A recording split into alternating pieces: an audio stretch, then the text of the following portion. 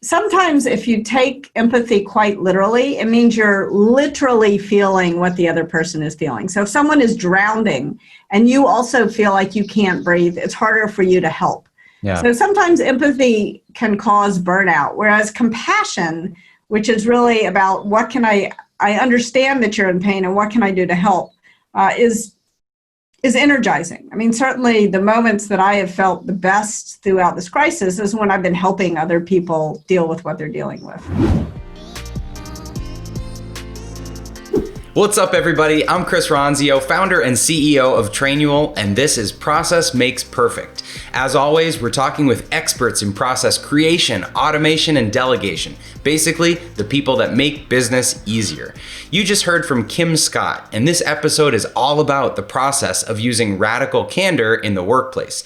Kim is the author and co-founder of Radical Candor. If you haven't read the book, definitely pick up a copy.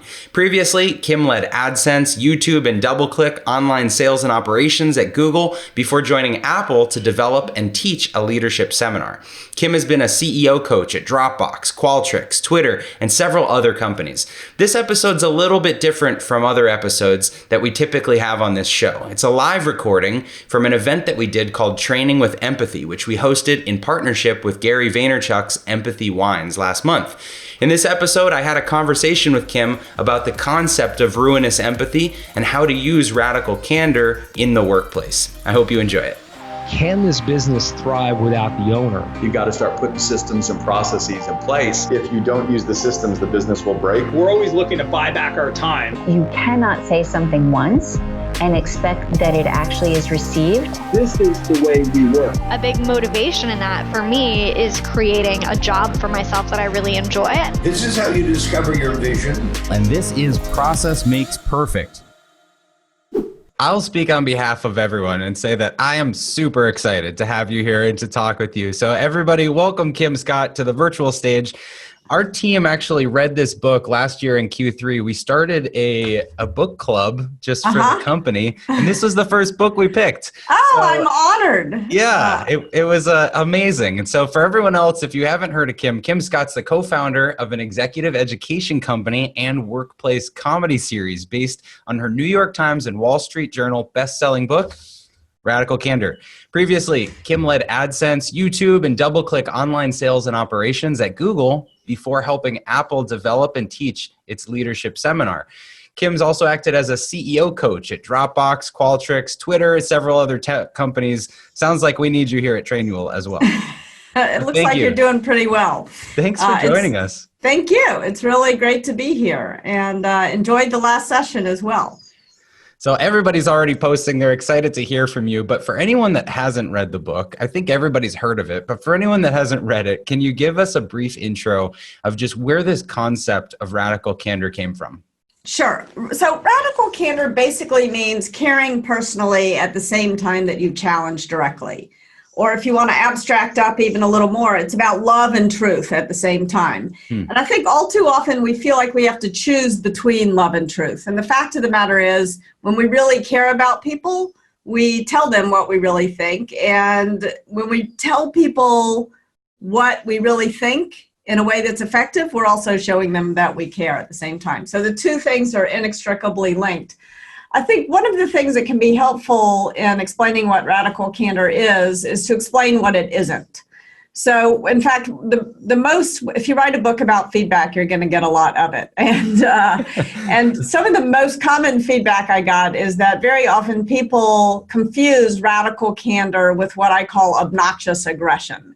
And obnoxious aggression is what happens when you do challenge directly, but you fail to remember to show that you care personally. And I used to call this the asshole quadrant because it seemed, I don't know, more radically candid. Mean.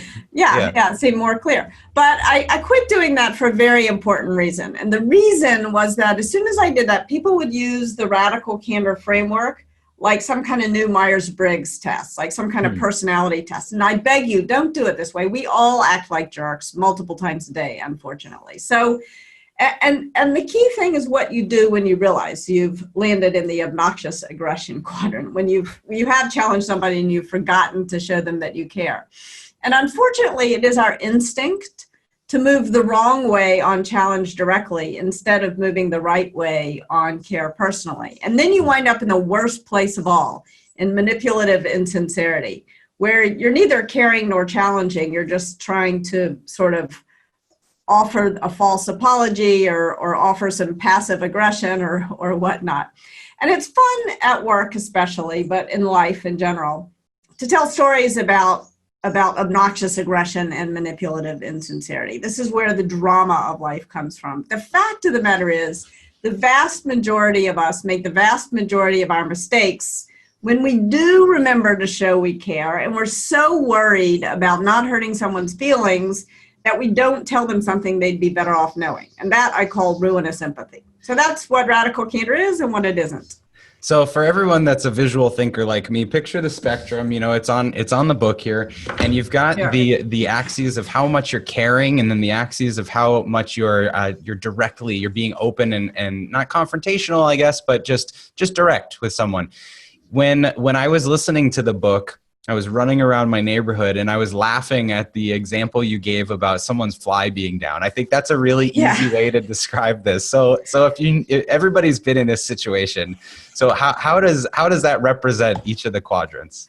So in fact, it's a really good, the reason why I use that example of your fly being down is because one of the things that can make radical candor easier is if you think about a simple example. And I think we all know that the kind thing to do when someone's fly is down is to tell them, because they don't want to walk through the rest of their day with the fly down.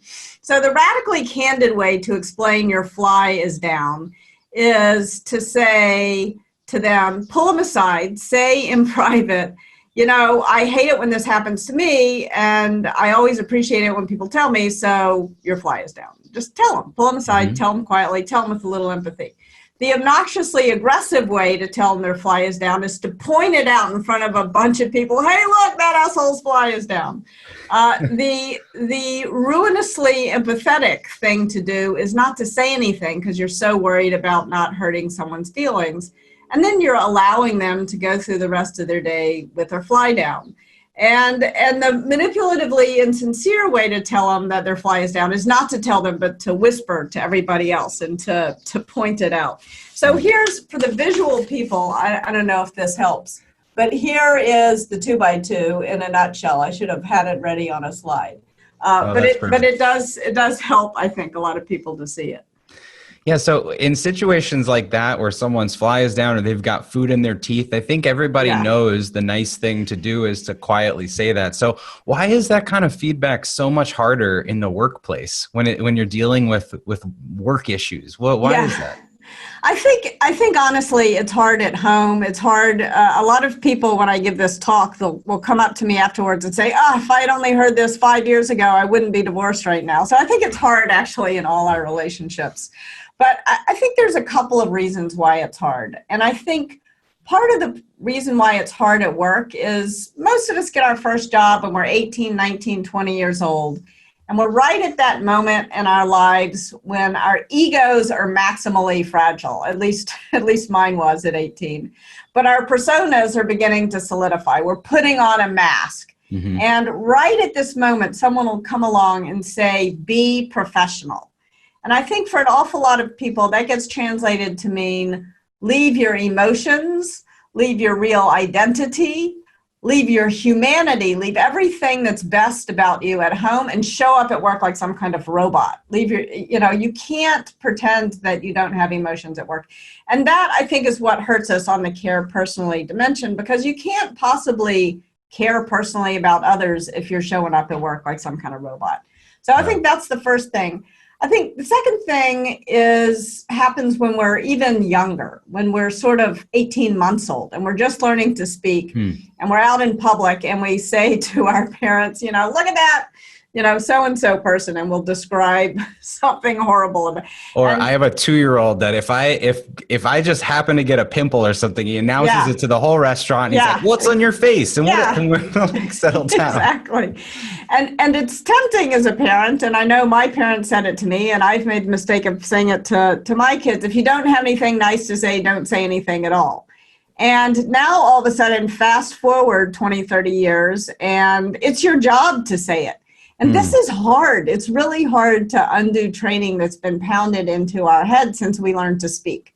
So I think it's a combination of those two things, of this be professional business and this, if you don't have anything nice to say, don't say anything at all, that make it hard. But I think there's also almost an evolutionary reason why it's difficult. And the reason is that for most of human evolution, if we offended someone, we were thrown out of the tribe and we were dead.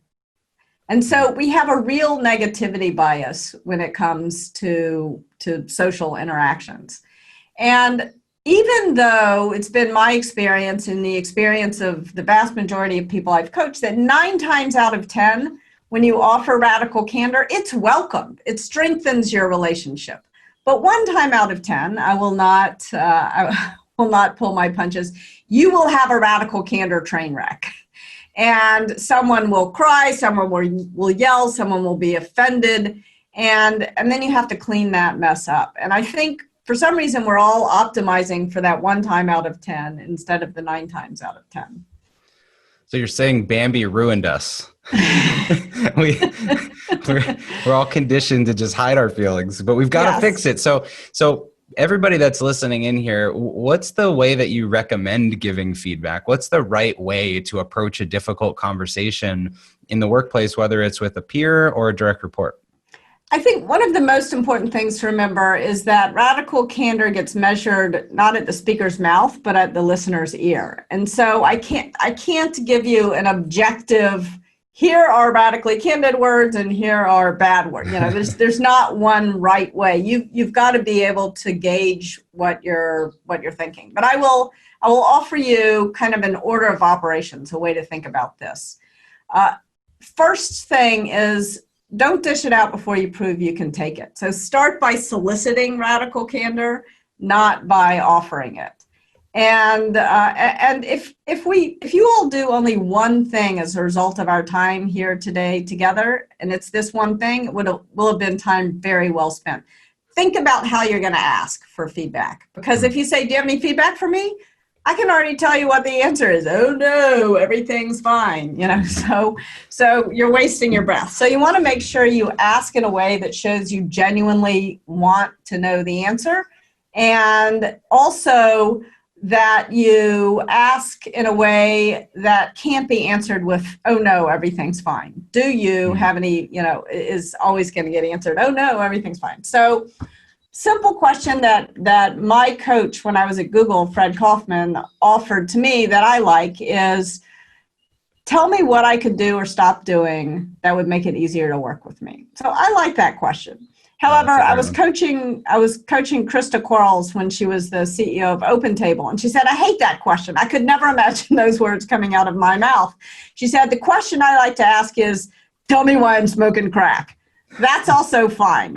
You've got to find the way pick to your ask. style. Yeah. But make sure you're not asking it that way if somebody has a relative who has a drug habit. You really do have to make sure that you're aware of what's going on for the person who you're talking to. So that's one, solicit feedback. I'm going to go through 4 things. Yeah, go ahead. And then I'll I babble. So the second thing is you really need to focus on the good stuff. Another mistake that people make about radical candor is they think it's all about giving criticism, and it's not. Part of your job as a colleague or as a leader is to paint a picture of what's possible. And praise is actually a much more effective tool for doing that than criticism. So you want to make sure that you are focusing on the good stuff and offering praise and treating praise with as much discipline as you treat criticism. Sorry, there's a truck going by. And so that's thing number 2 is praise. Thing number 3 is now you've kind of gotten yourself into a better state of mind and the other person into a better state of mind to offer criticism. And keep in mind, all of these 3 things can happen in like 2 minutes or less. So this is not some sort of Six Sigma process I'm talking about. The very best feedback I've ever gotten in my career has always happened in these impromptu 2-minute conversation. So when you go into a conversation offering criticism, keep a couple of things top of mind. Be humble.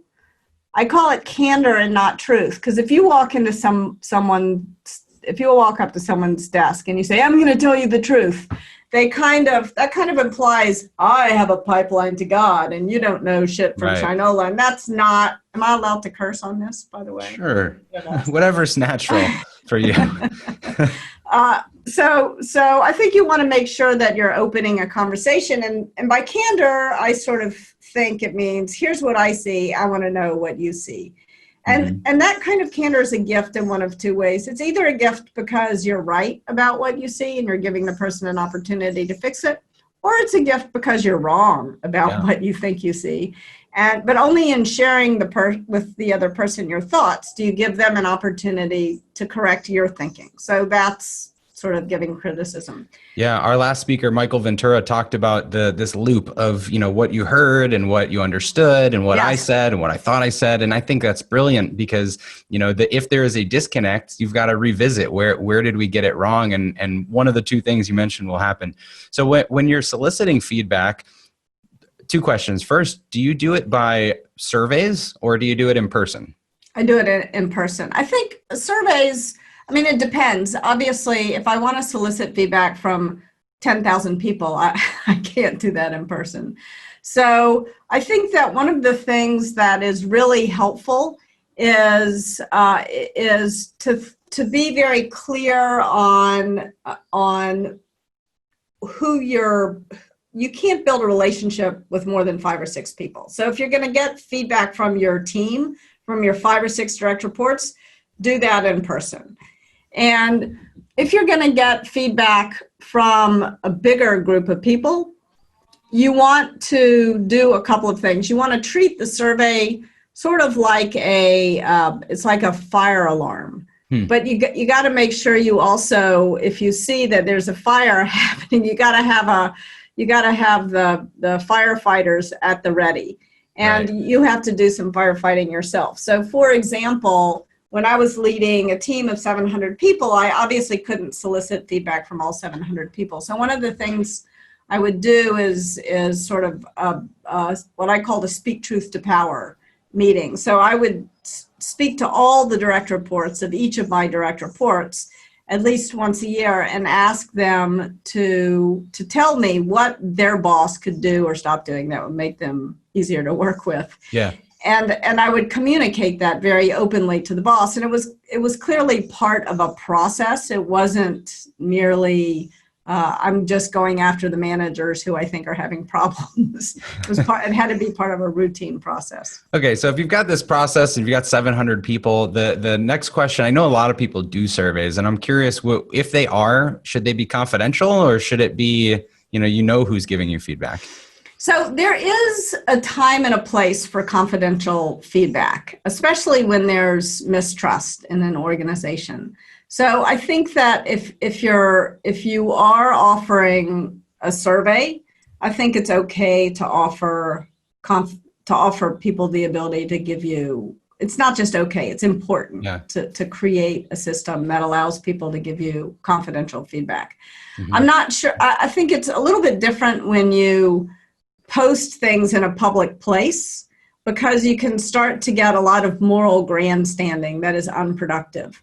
So one of the things that I talk about in the book is a leader I know had what he called the orange box. So he became a leader of a team. It was a couple thousand people, so it was a big team, and there was a lot of mistrust on the team. And so he put an orange box near the bathrooms in a kind of a well-trafficked place. A feedback box, but it was locked. And he gave the key to the box to someone on the team that had a lot of trust of the broad team. And at his all-hands meeting, the guy with the key would come up and open up the orange box. And this leader, who was a very introverted person, put himself on the spot week after week saying, whatever the feedback is, I'm going to read it out and I'm going to address it. And I think that began, over time, the orange box emptied out and people came and talked to him directly. So You want to make sure that when you're offering anonymous feedback options, it's in the service of building trust and creating the kind of environment where people can come to you directly. Does that make sense? Yeah, makes sense. I also think when you have a survey planned, and I love surveys. I was on the board of Qualtrics. I'm a big survey. I'm not anti-survey by any stretch. But I think when you send out a survey and you solicit feedback, one of the things that Qualtrics focuses on is you got to plan your actions. If you just elicit all this negativity and you don't do anything about it, you can create cynicism. So you got to make sure that you're using your survey like a smoke alarm, but you also have your firefighters at the ready. Yeah, great example with the firefighting, because as long as you're ready to go and take action, if you take the feedback and do nothing about it, it's useless. It probably does more harm. Yeah, I had once a boss who said, I'm going to go on a listening tour. And he made everybody do all these PowerPoints, and then he just did what he was going to do in the first place. It was infuriating. It was just like, look, if you're going to do what you're going to do, just do it. Don't make me create these great PowerPoints to deliver to you, which you're going to then ignore. That's a waste of time. All right. So when it comes to feedback, one of the things you mentioned in the book, which I had never heard this before, I don't know how common a term it is, but the idea of the feedback sandwich, where you say something really nice, butter them up, and then you squeeze in the feedback, and then you end with something nice. And that's not the way to do it, right? Well, so there's no absolute formula for this. There's a bunch of problems with the feedback sandwich. I think it also has other less polite terms for it. So I think the problem is that very often when people try to boil down what they're saying to others into some kind of formula, they come off sounding very insincere. So they'll wind up saying something like, I love your haircut. This whole conference sucks, but what a nice blue sweater you have. Like, by the way, this whole conference is wonderful. But that would be an example of a feedback sandwich where I'm talking, the positive stuff is not stuff that's important or that I've given a lot of thought to. Right. So it can hurt your ability to be, when you're offering praise, you want to be specific and sincere. And if you're using a formula, that's usually not in service of specific and sincere.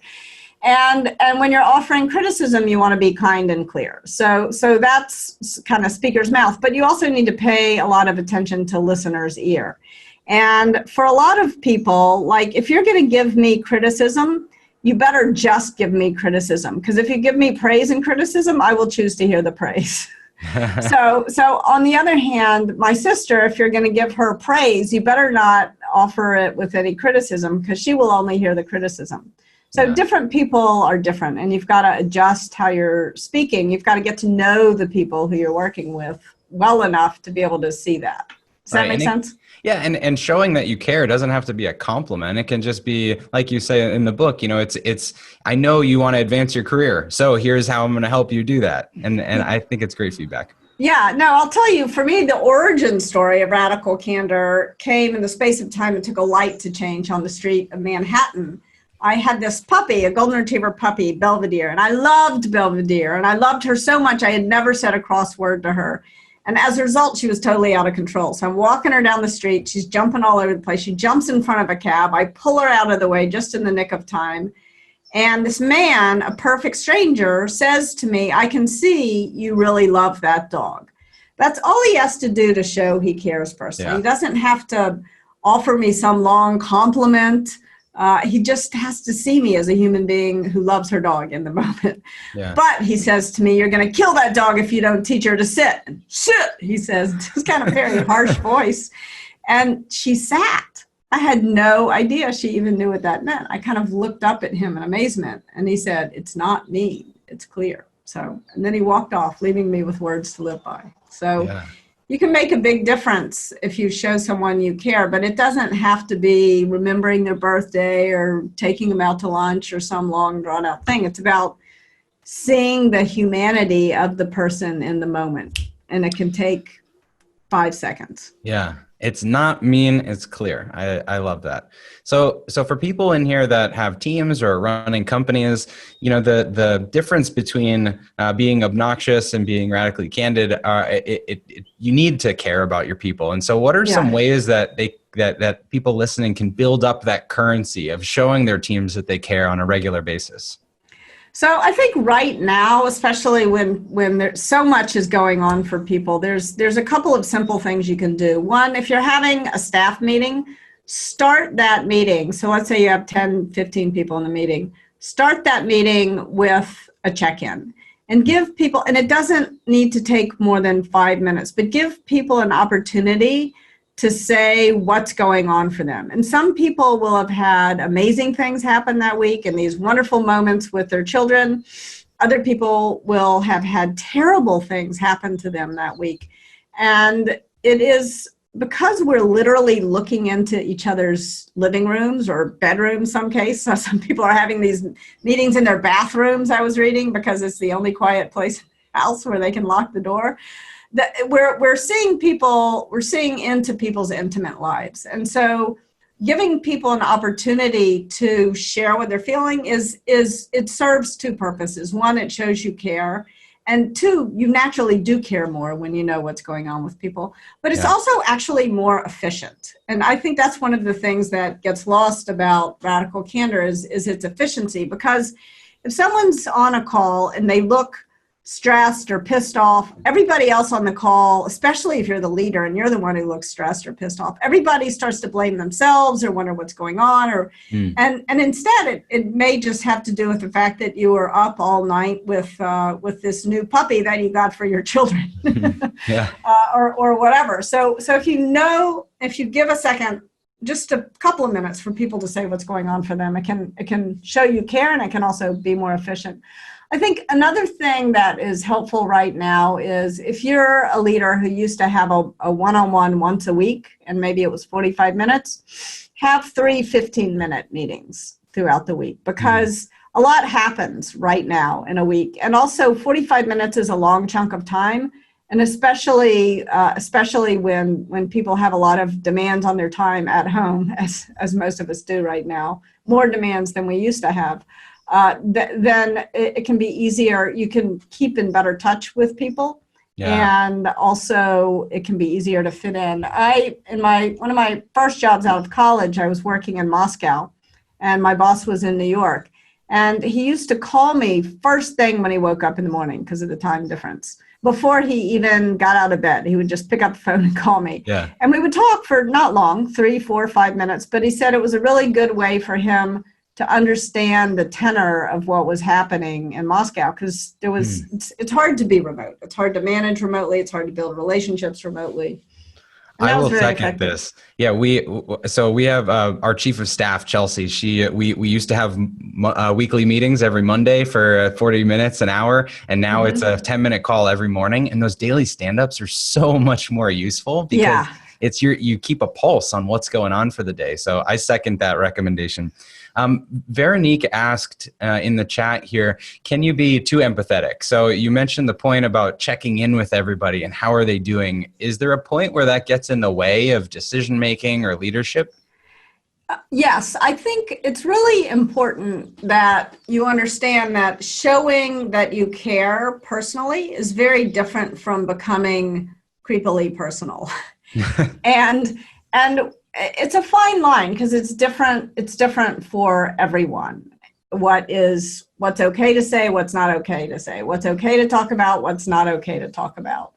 And so, for example, at one point we were coaching a team of people to get to know each other, and we were coaching the leaders of this company to start to have get to know you conversations with employees. And one of the managers started to drill into the divorce of the parents of one of his employees, and his employee did not want to talk about it. And so part of showing you care personally is respecting other people's boundaries and respecting your own boundaries. I was doing a check-in call just the other day, And it kind of went off the rails because someone who felt that they were being very vulnerable and sharing something that was going on with them actually wound up crossing what for a lot of other people on the call was kind of becoming creepily personal, I guess I would say. Boundary. And so you want to make sure that you are respecting your own boundaries and asking others to respect your boundaries and respecting other people's boundaries. That's part of caring personally. And then I think the other way that empathy can go wrong, sometimes I call radical candor compassionate candor. And I call it that to sort of distinguish between ruinous empathy and compassionate candor. Sometimes if you take empathy quite literally, it means you're literally feeling what the other person is feeling. So if someone is drowning and you also feel like you can't breathe, it's harder for you to help. Yeah. So sometimes empathy can cause burnout, whereas compassion, which is really about what can I understand that you're in pain and what can I do to help, is energizing. I mean, certainly the moments that I have felt the best throughout this crisis is when I've been helping other people deal with what they're dealing with. Yeah, it's great advice. So you've worked with a lot of the world's top tech companies, and I'm sure they consult you for how they can infuse this into the workplace. You see a lot of these tech giants listening to their people and going maybe overboard with their nap rooms and foosball tables and all these crazy things. Is that a trend in being more empathetic, or does it relate to radical candor, buying you some of that caring currency? I don't think that the nap rooms are necessarily like care personally. I do. There is a little bit of an escalation of benefits in Silicon Valley. Definitely. And in fact, sometimes it's not the snack rooms can become the definition of ruinous empathy because there's so much crap to eat in there. It's everybody's gaining weight. It's like, so it's not always such a good thing. It can definitely go overboard. But I do think that making sure that you are addressing the human needs of your employees is really important. And not every company has money blowing out of the air conditioning vents like Google did. It offered incredible benefits. But you can, I remember I was at a startup and we did not have money blowing out of the air conditioning vents, to be sure, but we did bring in fruit in the morning and cut up vegetables in the afternoon. And it made a difference in people's sort of sugar levels and productivity. Well, yeah. See, we asked people what they wanted for our office, and then I had to go back and say, just because we don't have a kombucha tap doesn't mean I don't care about you. It was a good suggestion, but there's a limit. Part of radical candor is challenging directly. And not you can't give everybody in a company what they want, because some people want the bag of Hershey Kisses in the middle of the table, and other people really find that a burden to walk by. Yeah, that makes sense. So how does this change at small companies as they grow into bigger companies? Because in smaller companies, there is a little bit more decision making by committee, and everybody has a say. So how does that evolve over time? Well, it depends on the small company. I certainly have worked with small companies that are little mini dictatorships, but it is, I have found as companies grow, there's kind of an evolution. Very often successful small companies are very radically candid. It's a small group of people, they all know each other well. Usually the better we know each other, the better we like each other, and they get along really well. But part of the reason why they're successful is they also are very clear about when the work isn't nearly good enough and when things are broken, how to fix them. So it's a radically candid culture. And then because they're successful, they grow. And now there are a few hundred people. And not everybody knows each other. You can't even remember everybody's names sometimes in those cases, let alone really care personally about them. So but they don't want to lose that nice kind of family feeling. And so people tend to start failing to challenge one another directly, usually because they're trying to be nice. And kind of a culture of ruinous empathy sets in. And that creates two problems. One is that bad work gets done, so the company becomes less effective. It impacts products, it impacts profitability. But the other thing that it does is it actually hurts the culture, because it turns out that when the majority of people are being ruinously empathetic, the people who behave like jerks have a real advantage, and they start to rise to the top. And as one person observed at a startup where I was working, the assholes are starting to win. And that's very bad for the culture. And usually when you have someone in a position of authority who's behaving like a jerk, the rest of the organization responds to that person with manipulative insincerity.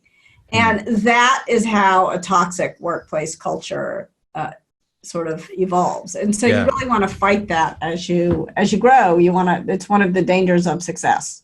You have to constantly keep a pulse on it, I guess, because I think as you care more about people, when they first join your small team, it's easier to be direct, I think, because you're trying to match the role that you just hired. But then the more you care, the more you have to fight that gravity of ruinous empathy. Yes, absolutely. So for everyone listening, I want to leave them with some practical advice on how they can improve their skills with people and management and feedback. So are there any things that you would recommend for people that they can practice or put into action? Yeah, so the first one goes back to what I was talking about earlier, is that go-to question. How are you going to solicit feedback? Take a moment right now, stop what you're doing, and write down your question. If it's not my question, what could I do or stop doing that would make it easier to work with me? Maybe it's Krista Quarles' question, tell me why I'm smoking crack. But what's the way you're going to ask, and who are you going to ask? When and where are you going to ask them? Like, do it. Just do it today. Don't wait till tomorrow. Solicit some feedback. Number 2, focus on the good stuff. What's one person who you're going to tell in the next day, like not in the next week, but in the next 24 hours, you're going to tell them something you appreciate about the way they work, because it is so important to give voice to the things we really like about working with people. And then think about, we talk at companies about technical debt, but we also have feedback debt. So who's the person who you work with who is doing something that has been bothering you for a long time, and you should have said something, but you haven't said something? And go tell them, not because you're pissed off, but as an act of kindness, as an act of here's what I see, I want to know what you see. And before you tell them about this thing they've been doing that bothers them, solicit some feedback from them and give them some praise. And the relief is probably extreme if you've been carrying something for a while about someone. Yes, the relief of both of you is usually extreme, but I don't want to oversell. Again, 9 times out of 10, this is going to go way better than you think. 1 time out of 10, you're going to have a radical candor train wreck. So what do you do if you have the train wreck? So if somebody gets really mad or really sad about what it is that you've said, the thing you want to do is you want to attend to the care personally dimension. When someone is angry, if you can learn to see the human need behind the anger instead of responding with anger of your own, you're batting above average. But also, sometimes you'll tell someone this thing and they just won't hear you. You will have worked up your courage to say this thing and they just kind of brush you off.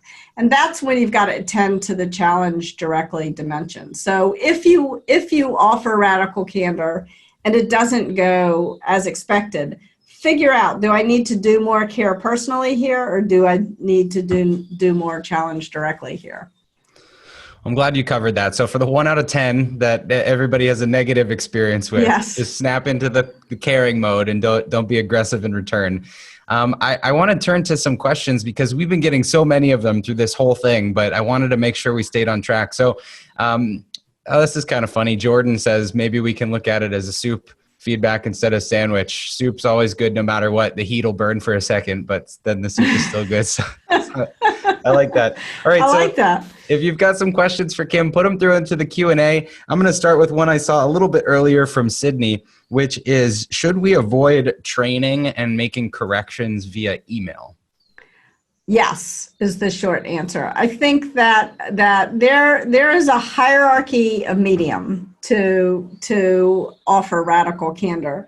Ideally, it's in person. We can't do that right now. But if you can't do it in person, which you probably cannot right now unless you're living with your coworkers, sheltering in place with your coworkers, video is the next best medium. Something like 85% of communication is nonverbal. And it is so important to be able to see how the person is responding to what you're saying. I've said over and over again, radical candor gets measured not at the speaker's mouth, but at the listener's ear. Yeah. And so you've got to adjust, use that framework and figure out, depending on how the person is responding, if they're getting emotional, that's your cue to show you care personally. If they're like, la, la, la, la, la, la, la, that's your chance to challenge more directly. So I think it's really important to do this over video if you can't do it in person. Yeah, a phone call is better than email, but I built a Radical Candor app and the company failed. And I sort of realized at a certain point that if I'm trying to get people to put their phone away and look people in the eye and have a real conversation, technology there's a role for technology, I think, but it's not texting instead of really looking at people and talking with them. Yeah, great suggestion. Okay, so Brooke, let's see. Brooke says, do you find women have a more challenging time with radical candor because they're expected to be nice? Yes, I do. I think it's difficult for men also in different ways. So here's the sort of gender and radical candor thing. And it's actually the topic of my whole next book. So I could talk about this for the next 12 hours, but I'll try to be brief. Are you writing the next book right now? And you said you're in a writing cabin, right? Yes. I am just up the hill from my house in a little shed with no running water, but a lot of quiet. Wow. Well, I'm glad you have Wi-Fi. Yes, I do have water. All right, sorry, I no running water, interrupted. but Wi-Fi. Okay, so here are the things that happen. One is that very often a man who is the boss of a woman will hesitate to offer her radical candor, will sort of pull his punches, not because he's some kind of misogynist jerk, but because he's been taught since he was a child to be gentler with women. And I think this really holds women back in their careers because they're not getting, I was talking to the head of L&D at a big bulge bracket bank, and he said he would see the same thing happen over and over and over again. A senior partner would go with an analyst to a meeting. The analyst would make a mistake, and in week one, the analyst was a man. The partner let the man know in no uncertain terms that he screwed up, and he didn't repeat the mistake. The next week, same partner going with an analyst, this time a woman, and he doesn't tell her in such clear words. And then she repeats the mistake. And that's really, so you need to, as a woman, make sure that you are pulling radical candor out of your peers who are men and out of your bosses who are men. And this can be tricky, I think, especially in today's world. Men are feeling afraid. I was talking to a guy who said he was in a meeting, and a woman in the meeting referred to this marketing program they were doing as Rolling Thunder. And he knew that if she knew the history of Rolling Thunder, which was a terrible bombardment in the Vietnam War that killed a lot of civilians and arguably didn't make much of a strategic advance, she probably wouldn't have used that as her metaphor. But he was afraid to be radically candid with her because he didn't want to be accused of mansplaining. Yeah. So you've got to create an environment in which the men around you can be radically candid with you as a woman. And that's hard. It's extra work, but you've got to do it. And if you're a man, by the way, be radically candid.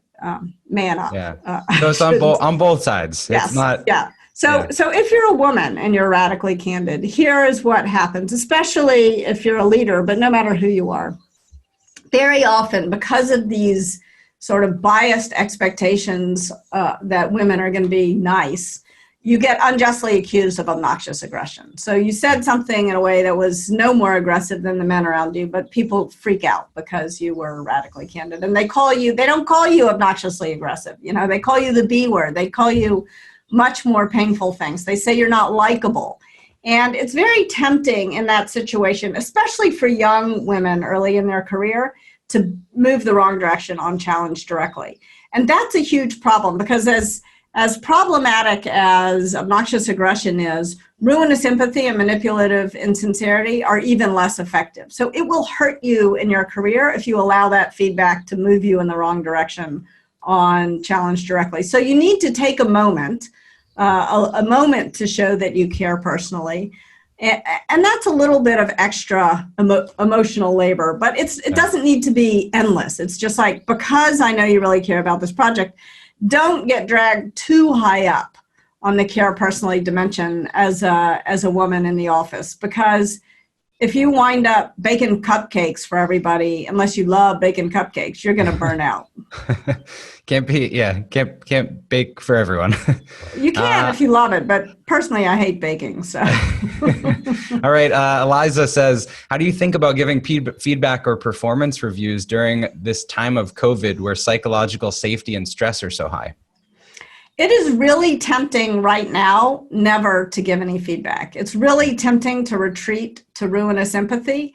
But if you think about the times in your career when you've been on the receiving end of ruinous empathy, you will remember that in those times when you knew something was not quite right, but nobody was telling you exactly what it was, that actually increases your stress. It doesn't decrease your stress. So if you remember that radical candor, that challenging someone directly is also a way to show that you care personally, then you won't retreat into ruinous empathy. In the book, I write a story about this guy Bob, who I failed to give feedback to. And think about your Bob moments, and remember that you're hanging on, when you're being radically candid, you're hanging on to your kindness, but you're not relinquishing your challenge directly. Right. Okay. Last question I think we'll have time for here is from James. What happens if the culture of ruinous empathy has been going on for years? Can you have a culture shift without drastic turnover? Yes, absolutely. You can have a culture shift, and I've worked with a number of companies and organizations to do this successfully. So the key thing is to remind everyone that you're not abandoning. When you're moving to radical candor, you're not abandoning the care personally dimension. You're not abandoning kindness. You're reminding people that it is an act of kindness to tell one another when mistakes are being made. And the best way to start, if possible, if it's coming from the leaders of the organization, is to get the leaders to start by soliciting feedback. Go back to that order of operations and start by asking for criticism. So as Kim said, everyone should today, before you do anything else, start to solicit that feedback, because that seems like the first step to making a positive change and cultural shift in your business. Kim, this has been amazing. Thank you so much for helping us walk the line between ruinous empathy and radical candor. For anyone that hasn't read the book, please go get the book and look out for Kim's next book as soon as she gets out of her quarantine in her cabin. Yes, absolutely. Thank you all so much. Thank you, Kim. Really enjoyed the conversation, and great questions. Thanks to the audience. Hey, thanks for listening to Process Makes Perfect. If you're watching on YouTube, we do have an audio version available everywhere you listen to your podcast, so be sure to check that out. If you liked what you heard, please leave a review and be sure to subscribe to the channel here. And we'd love if you would tell a few friends or family or anyone you think that could benefit from this. You can find me on social media anywhere at Chris Ronzio, or the company Trainual, that's Train UAL, like a training manual, at Trainual, anywhere you want to follow us. Thanks for watching. We'll see you next time.